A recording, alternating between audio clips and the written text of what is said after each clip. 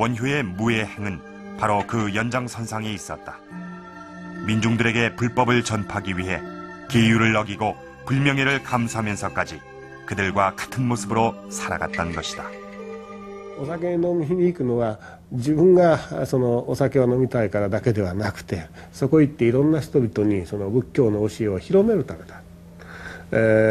あるいは博打のようなこともやるけれども、それに溺れて囚われている人たちにそういうものに囚われてはいけないということを教えるために結馬孤児自身もそこへ行くんだ。そういう分別っていいますか、そういうものを離れてその仏教の持っておる空の思想を実践なさった方として結馬孤児が登場しておりますけれども、願行大師もちょうど生活ぶりを見ますと、その結馬孤児の生き様っていいますか、大乗の実践をした結馬と同じような感想を私は持ちますね。 계율이라는 것은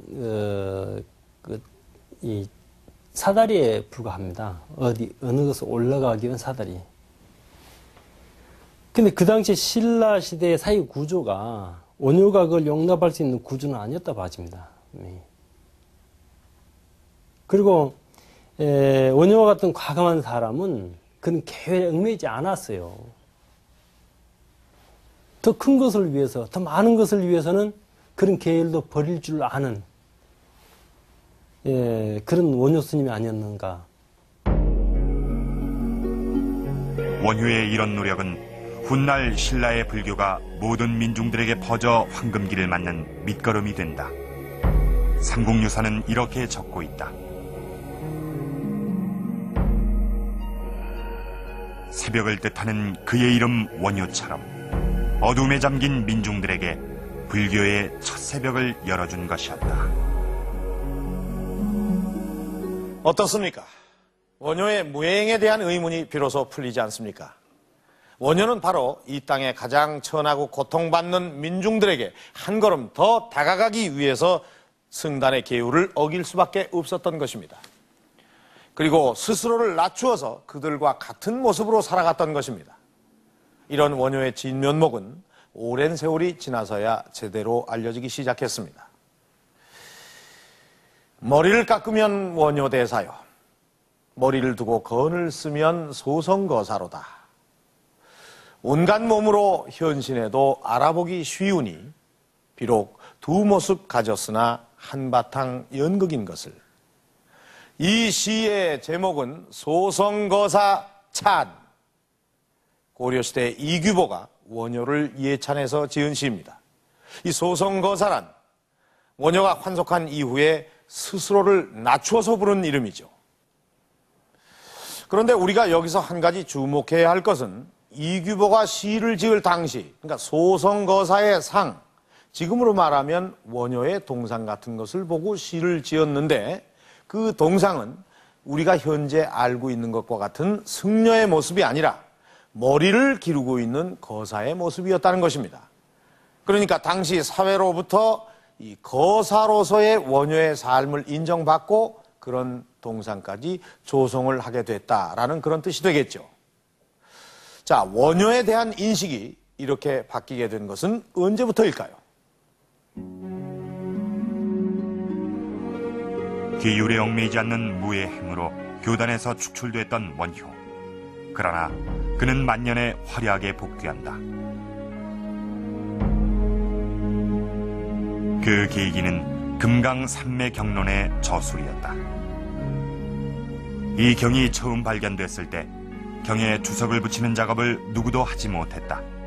그런데 원효만이 단 3일 만에 그 일을 해냈다고 한다.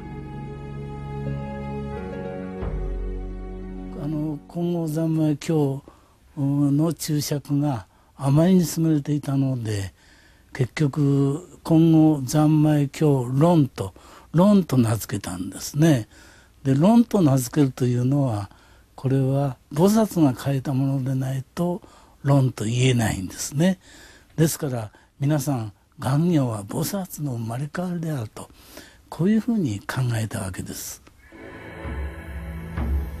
원효는 백고잡업회가 열리는 황룡사에서 금강 삼매 경론을 강론하게 된다.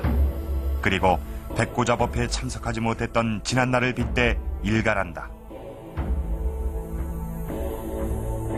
교학에 관한 한 그 누구도 원효의 권위를 부인할 수 없었던 것이다. 그러나 원효에 대한 본격적인 인식 전환의 계기는 일본으로부터 왔다. 희공왕 15년인 779년, 원효의 손자인 설중업은 일본의 사신으로 간다. 이때 그는 오미노 미후네를 만나게 된다. 승려 생활을 하다 환속한 오미노 미후네는 한문학의 대가로 일본의 고위 관료를 지낸 인물이다.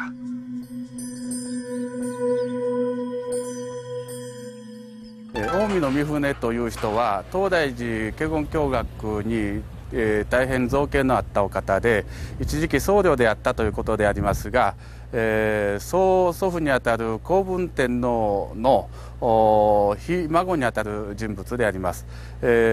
その当時金剛三昧経が日本に伝わっており、その学問を僧侶として、学問なさっていたこの近江の三船が還俗をして一子を設けるということがそのまま願行の生き方につながるということが言えます。 금강 삼매 경론을 읽고 크게 감동한 오미노 미후네는 설중업 일행을 극진히 대접하고 시까지 지어준다.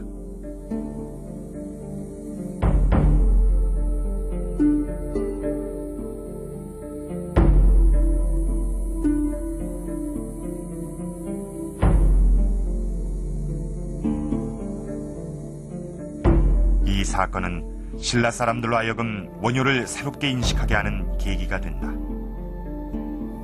일본에서 돌아온 사람들을 중심으로 원효를 기리는 작업이 시작된다. 이렇게 해서 세워진 것이 바로 서당 화상비. 비석은 원효가 생전에 가장 오래 머물렀던 고선사에 세워졌다.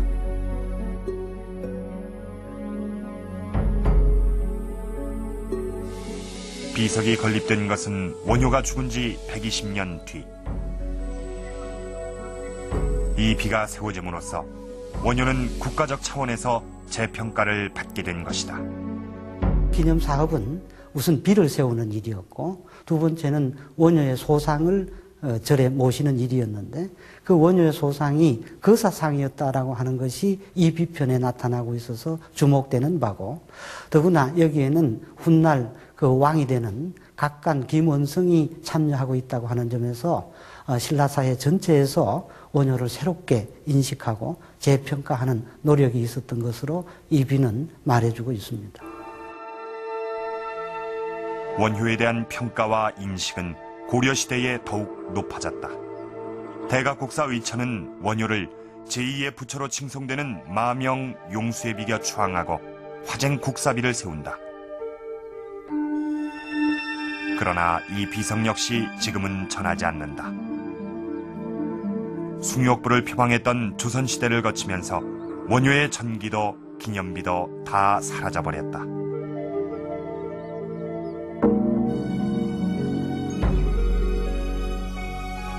그러나 원효가 모든 사람에게 완전히 잊혀진 것은 아니었다.